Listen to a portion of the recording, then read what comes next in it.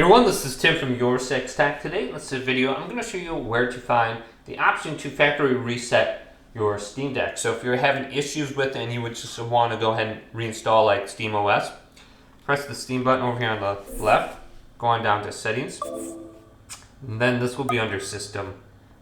Or this will be under System, so let's go up one more tab, and then scroll on down, and this will be the last option under here. This is reset to factory state. Tap this. Factory reset. This operation will permanently delete data on your device. Please select which partition you would like to reset.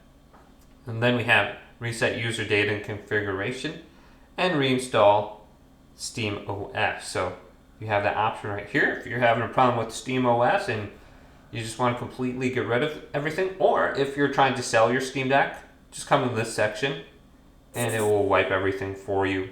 So hopefully this quick little video did indeed help you out. If it did, leave it a big thumbs up and subscribe to my channel down below for more tech videos coming up next on YourSixTech.